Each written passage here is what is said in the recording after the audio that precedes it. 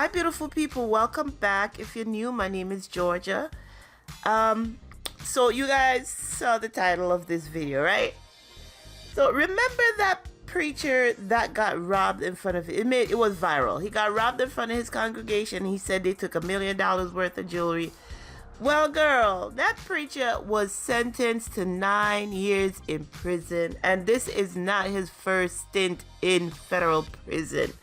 So I'm going to read to you an article from the New York Times. It made the news. New York Times covered it. And we're going to find out all about him. So the title reads, The Bling Bishop. Yes, he was, they named him the Bling Bishop. They call it the Bling Bishop is sentenced to 9 years for fleecing his flock. That's a good title right there. Okay, it says, Lamor Whitehead, who prosecutors said was a career con man who ran a church, took in millions, which he spent on cars, clothes, and jewelry. Lamor Whitehead, the flamboyant Brooklyn preacher, who was convicted of defrauding a parishioner's mother and attempting to commit extortion, was sentenced to 9 years in prison by a federal judge in Manhattan on Monday. Mr. Whitehead, known as the Bling Bishop, was already in custody after Judge Lorna G. Schofield revoked his bail last month, admonishing him for making false statements about law enforcement officials and his victims on social media. Prosecutors have said that after his conviction in March, he had even tried to sell legal documents from his case online. I don't see any remorse for your conduct, the judge told Mr. Whitehead on Monday after he delivered a rambling monologue asking her for mercy. She added that he did not appear to appreciate the impact of his crimes or the basic facts of the case. Two of Mr. Whitehead's victims, his former acolyte Rashid Anderson and Mr. Anderson's mother, Pauline Anderson, addressed the judge before she rendered her sentence. Ms. Anderson, a nurse, broke down as she described how she had spent a lifetime working only to lose $90,000 from her retirement savings when she gave it to Mr. Whitehead to help her achieve her dream of buying a home. I lost everything I worked for, she said, adding later that the betrayal broke my heart, my spirit, and my soul. In a memo to the judge before the sentencing, prosecutors argued that Mr. Whitehead was a career con man and a liar who had committed fraud for more than 2 decades. They said he had abused the position as a religious leader to rake in millions, much of which he spent on fancy clothes and luxury cars. Mr. Whitehead's conviction in March related to conduct beginning in 2018. He was found guilty of 5 counts related to defrauding financial institutions and the Andersons, trying to extort the owner of a Bronx auto body shop and lying to federal agents. What? Mr. Whitehead, who is 46, who was robbed of jewelry at gunpoint during a live stream church service in 2022, had boasted of ties to Mayor Eric Adams, who previously served as Brooklyn Borough President. Mr. Whitehead had sought to cultivate Mr. Adams as a mentor, but text messages shown during the trial revealed that Mr. Adams had sought to distance himself, reprimanding Mr. Whitehead for creating conflict or sometimes not responding at all. The mayor was not accused of any wrongdoing. Among the panoply of charges, the case of Pauline Anderson stood out. Ms. Anderson had met Mr. Whitehead in 2020 through her son when he was a volunteer at Mr. Whitehead's Brooklyn church. Rashid Anderson went on to work for the church, and Mr. Whitehead helped him buy a home and officiated at Mr. Anderson's wedding. Eventually, Pauline Anderson gave tens of thousands of dollars from her retirement account to Mr. Whitehead, believing that he would help her buy a home too. Instead, prosecutors said Mr. Whitehead used the money for shopping sprees at Polo and Louis Vuitton and payments on a BMW. When she asked for her money back, he lied and then threatened her, they said. Mr. Anderson, 30, that's her son, said that his mother was a hardworking single parent from Jamaica. From Jamaica like me? From Jamaica, who helped support many relatives, always putting herself last. Now, family members are digging into savings to defend themselves in a lawsuit filed by Mr. Whitehead, he said. What? He's suing her now. The nerve. I was used and taken advantage of, and because of that, I have to see my mother suffer because of Lamor Whitehead's deceit, he told Judge Schofield. In another episode that led to extortion charges, a Bronx businessman, Brandon Belmonte, wore a wire at the behest of the FBI. What? To record Mr. Whitehead's threats. In those recordings, Mr. Whitehead said that he had the key to the city and that he could procure favors from Mr. Adams, including getting permits to operate affordable houses or lifting stop work orders at construction sites. Those claims were false, the prosecutors said.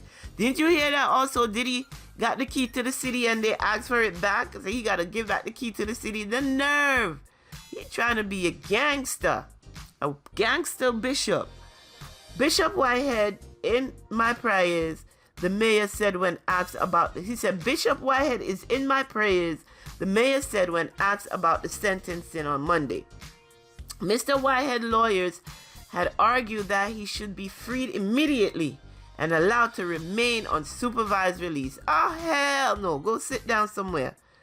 His lawyer, Don Florio, argued that he was a man of faith and had done many charitable works and even sought to go into public service himself.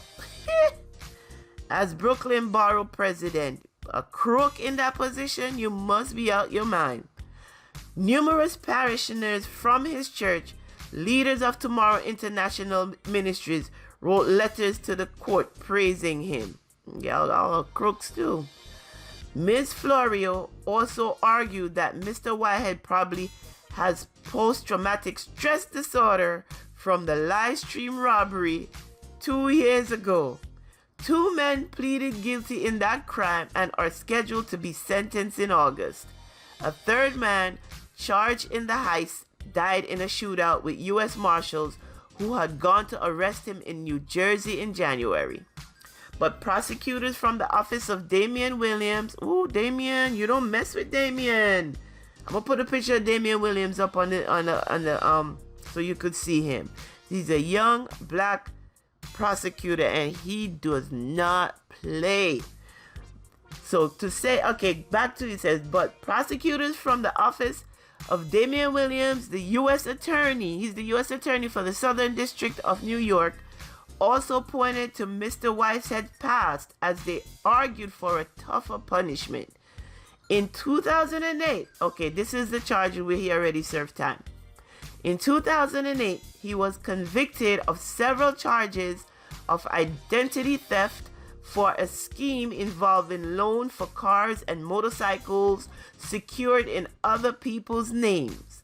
He served 5 years in prison on that case, and as soon as he come out, he start all over again. The defendant has repeatedly committed serious crimes and repeatedly cast the blame for them on everyone but himself, the prosecutors wrote in their presenting filing. Mr. Whitehead's comments to the judge focused on his work in poor neighborhoods in Brooklyn. He mentioned the names of police officials and elected officials he said he had worked with on gun buybacks, youth programs, and untold turkey giveaways for Thanksgiving. I'm a pillar of the community, he said.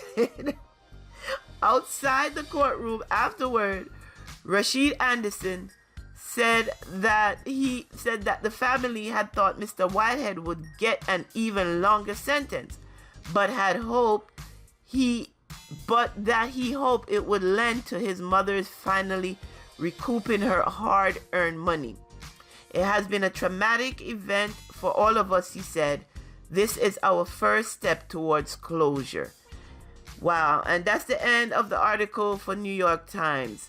And in getting his mother getting back her money, I believe I read in another article where it says he owns a home, a $1.6 million home in New Jersey, and he has investment property like apartment buildings that he rent out in Hartford, Connecticut. So if they want to go after that to get their money, I don't know if the U.S. attorneys could help them, maybe liquefy some of those assets and get her back her $90,000 with interest, of course. And my question is, why did she go through him to purchase a home? Why didn't you go the legit route in getting, real estate and working with your bank? You obviously have a wonderful career. I'm sure your credit was good.